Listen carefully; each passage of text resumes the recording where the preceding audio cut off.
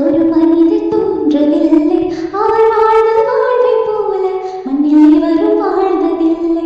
மஹமூது நபிகள் போல ஒரு மனிதர் தோன்றவில்லை, அவர் வாழ்ந்த வாழ்வைப் போல மண்ணில் எவரும் வாழ்ந்ததில்லை.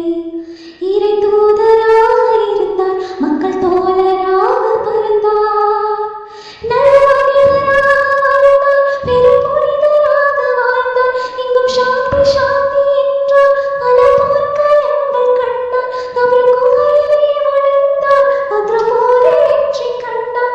ஒரு மனிதராக வாழ்ந்தார், இறை வருணமாக அமைந்தார். மஹமூது நபிகள் போல ஒரு மனிதன் தோன்றவில்லை, அவர் வாழ்ந்த வாழ்வைப் போல மண்ணில் எவரும் வாழ்ந்ததில்லை. தினம் 3 வேளை உணவை நபி தொடர்ந்து உண்டதில்லை. ஒரு 3 நாட்கள் தொடர்ந்து நபி வீட்டில் சமைத்ததில்லை. அவர் கண்ட எழுந்து தூங்க ஒரு கட்டிலிட்டு இல்லை. நபி தலைக்கு வைத்து படுக்க பச்சை தலையணையும் இல்லை. மறுநாளுக்காகும் என்று ஒரு காசு சேர்த்ததில்லை.